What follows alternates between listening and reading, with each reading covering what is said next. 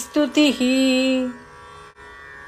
श्रीमान् वेङ्कटनाथार्यः कवितार्किककेसरी वेदान्ताचार्यवर्यो मे सन्निधत्तां सदा हृदि।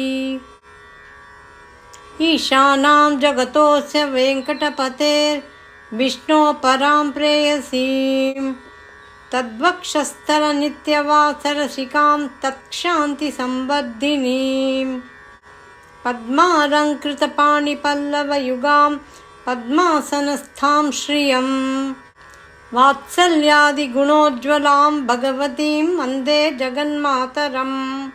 मानातीतप्रतितविभवां मङ्गलं मङ्गलानां वक्षपीठिं मधुविजयिनो भूषयन्तीं स्वकान्त्या प्रत्यक्षानुश्रविकमहिमा प्रार्थिनीनां प्रजानां श्रेयो मूर्तिं श्रियमशरण त्वां शरण्यां प्रपद्ये।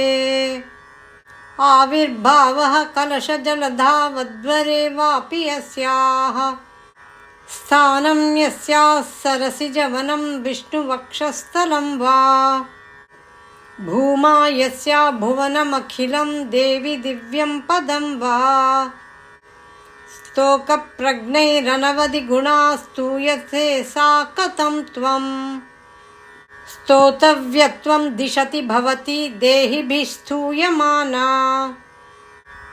तामेव त्वामनितरगतिः स्तोतुमाशंसमानः सिद्धारम्भः सकलभुवनश्लाघनीयो भवेयं सेवापेक्षा तव चरणयोः श्रेयसे कस्य न स्यात् यत्सङ्कल्पात् भवति कमले यत्र देहीन्यमीषां जन्मस्थेम प्रलयरचना जङ्गमा जङ्गमानां तत्कल्याणं किमपि यमिनामेकलक्ष्यं समाधौ पूर्णं तेजस्फुरति भवति पादलाक्षारसाङ्कम् निष्प्रत्यूह प्रणयघटितं देवि नित्यानपायम् विष्णुस्त्वं चेत्यनवधिगुणं द्वन्द्वमन्योन्यलक्ष्यम् शेषश्चित्तं विमलमनसां मौलयश्च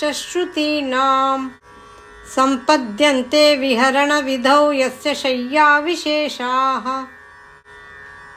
उद्देश्यत्वं जननि भजतो रुञ्जितोपाधिगन्धम् प्रत्यग्रूपे हवसि युवयोरेकशेषित्वयोगात् पद्मे पत्युस्तव च निगमय नित्यमन्विष्यमाणः नावच्छेदं भजति महिमा नर्तयन्मानसं नः पश्यन्तीषु श्रुतिषु परितः सूरिबृन्देन सार्थम्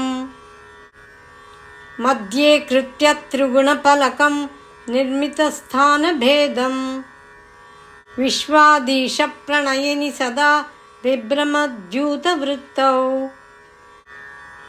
ब्रह्मेशाद्या ददति युवयो रक्षसारप्रचारम् अस्येषाना त्वमसि जगतः संशयन्ति मुकुन्दम् लक्ष्मी पद्मा जलधितनया विष्णुपत्नीन्दिरेति यन्नामानि श्रुतिपरिपणान् एवमावर्तयन्तो नावर्तन्ते दुरितपवनप्रेरिते जन्मचक्रे त्वामेवाहुः कतिचिदपरे त्वत्प्रियं लोकनाथम् किं तैरन्तः कलहमलिनैः किञ्चिदुत्तीर्यमग्नैः त्वत्सम्प्रीत्यै विहरति हरौ सम्मुखीनां श्रुतीनां भावारूढौ भगवति युवां दम्पती दैवतं नः आपन्नातिप्रशमनविधौ बद्धदीक्षस्य विष्णोः आचक्षुस्त्वां प्रियसहचरी मैकमत्योपपन्नां प्रादुर्भावैरपि समतनुः प्राद्वमन्वीयसे त्वं दूरोक्षिप्तैरिव मधुरतां दुग्धराशेस्तरङ्गैः धत्ते शोभां हरिमरकते तावकी मूर्तिराद्या तन्वी तुङ्गस्तनभरनतात् सप्तजाम्बूनदाभा यस्यां गच्छन्त्युदयविलयैर्नित्यमानन्दसिन्धा विच्छावेगोल्लसितलहरी विभ्रमं व्यक्तयस्ते आसंसारं विततमखिलं वाङ्मयं यद्विभूति यद्भ्रूभङ्गात् कुसुमधनुषः किङ्करो मेरुधन्वा यस्यां नित्यं नयनशतकैरेकलक्ष्यो महेन्द्रः पद्मे तासां परिणतिरसौ भावलेशैस्त्वदीयैः अग्रे भर्तुः सरसिजमये भद्रपीठे निषण्णाम् अम्भोराशेरधिगतसुधा सम्प्लवादुत्थितां त्वाम् पुष्पासारस्थगितभुवनैः पुष्कलावर्तकाद्यैः क्लुप्तारम्भाः कनककलशैरभ्यषिञ्चन् गजेन्द्राः आलोक्य त्वाममृतसहजे विष्णुवक्षस्थलस्थाम् शापाक्रान्ता शरणमगमन् सावरोधासुरेन्द्राः लब्ध्वा भूयस्त्रिभुवनमिदं लक्षितं त्वत्कटाक्षैः सर्वाकारस्थिरसमुदयां सम्पदं निर्विशन्ति आर्तत्राणावृतिभिरमृता सारनीलाम्बुवाहैः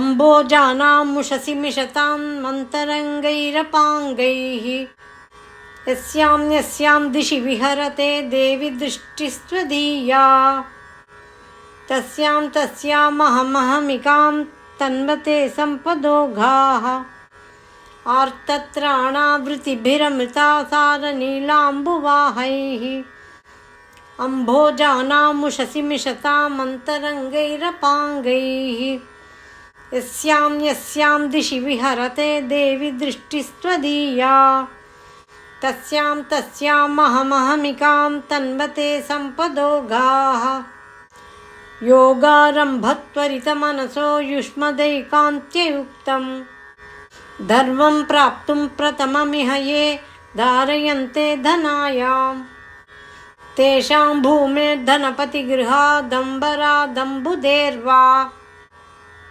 धारा निर्यान्त्यधिकमधिकं वाञ्छितानां वसूनां श्रेयस्कामा कमलनिलये चित्रमाम्नाय वाचाम् चूडापीडं तव पदयुगं चेतसा धारयन्तः छत्रच्छाया सुभगशिरसश्चामरस्मेरपार्श्वाः श्लाघाशब्दश्रवणमुदिता स्रग्विनः सञ्चरन्ति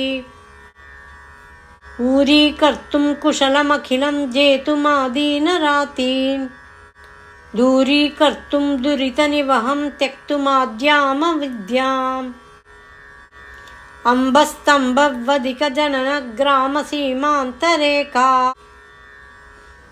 आलम्बन्ते विमलमनसो विष्णुकान्ते दयां ते जाताकाङ्क्षा जननि युवयोरेकसेवाधिकारे मायालीढं विभवमखिलं मन्यमानास्तृणाय प्रीत्यै विष्णोस्तव च कृतिनः प्रीतिमन्तो भजन्ते वेलाभङ्गप्रशमनफलं वैदिकं धर्मसेतुं सेवे देवी त्रिदशमहिला मौलिमालार्चितं ते सिद्धिक्षेत्रं शमितविपदां सम्पदां पादपद्मम् यस्मिन्नीशन्नमितशिरसो यापयित्वा शरीरम् वर्तिष्यन्ते वितमसि पदे वासुदेवस्य धन्याः सानुप्रासप्रकटितदयैः सान्द्रवात्सल्यदिग्धैः अम्बस्निग्धैरमृतलहरी लब्धसब्रह्मचर्यैः घर्मे तापत्रयविरचिते गाढतप्तं क्षणं माम् आकिञ्च्य ग्लपितमनघैराद्रियेथा कटाक्षैः सम्पद्यन्ते भवभयतमी भानवस्त्वत्प्रसादात् भावा सर्वे भगवति हरौ भक्तिमुद्वेलयन्तः याचे किं त्वामहमतिभयशीतलोदारशीलान् भूयो भूयो दिशसि महतां मङ्गलानां प्रबन्धान् माता देवी त्वमसि भगवान् वासुदेवः पिता मे जातः सोऽहं जननि युवयोरेकलक्ष्यं दयायाः दत्तो युष्मत्परिजनतया देशिकैरप्यतस्त्वं किं ते भूय प्रियमिति किल स्मेरवक्त्रा विभासि माता देवी त्वमसि भगवान् वासुदेवः पिता मे जातः सोऽहं जननि युवयोरेकलक्ष्यं दयायाः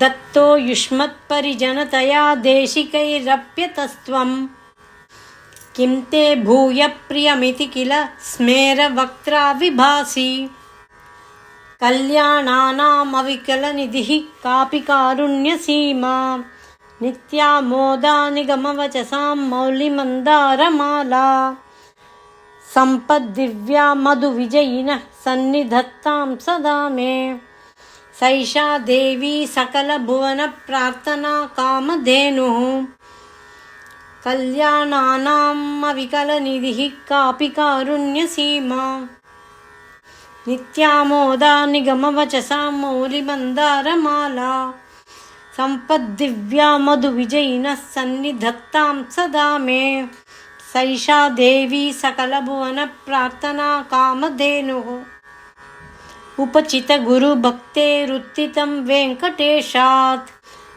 कलिकलुषनिवृत्त्यै कल्प्यमानं प्रजानां सरसिजनिलयायाः स्तोत्रमेतत् पठन्तः सकलकुशलसीमा सार्वभौमा भवन्ति उपचितगुरुभक्तेरुत्थितं वेङ्कटेशात् कलिकलुषनिवृत्त्यै कल्प्यमानं प्रजानां सरसिजनिलयायाः स्तोत्रमेतत् पठन्तः सकलकुशलसीमा सार्वभौमा भवन्ति इति श्रीमद्वेदान्तदेशिकविरचिता श्रीस्तुतिः इति श्रीस्तुतिसम्पूर्णम् ஸ்ரீஸ்துதி பாராயணம் செய்வதின் நன்மைகள்.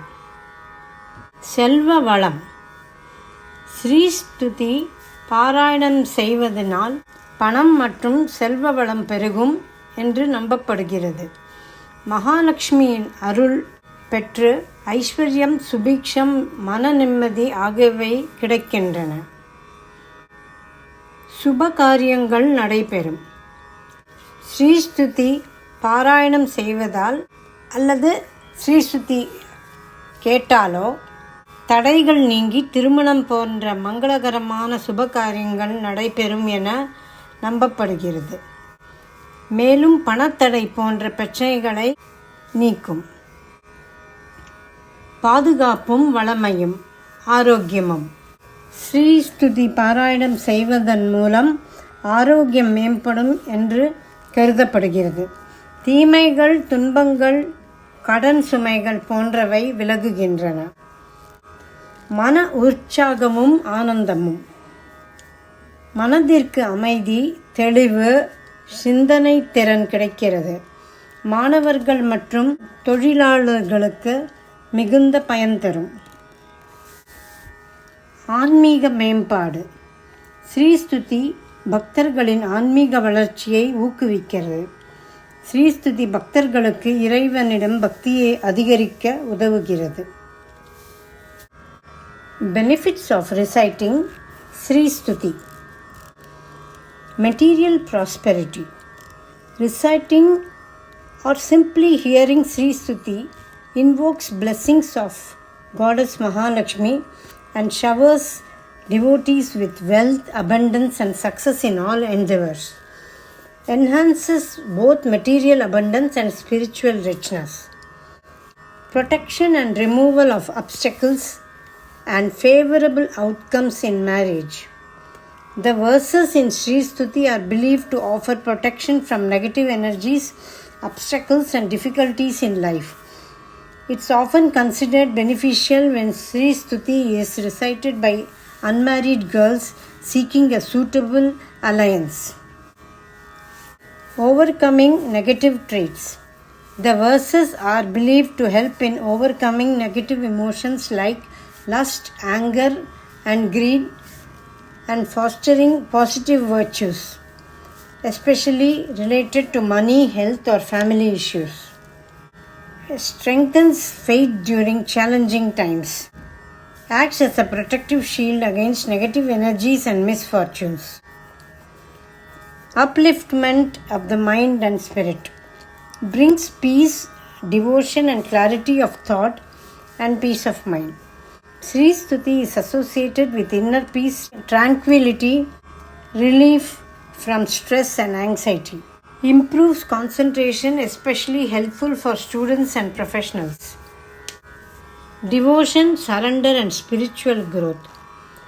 Fosters a bhakti bhava devotional attitude. Encourages surrender to the Divine Mother, which brings emotional resilience. Regular recitation of Sri Stuti can foster devotion, enhance one's connection with the divine, and promote spiritual well-being.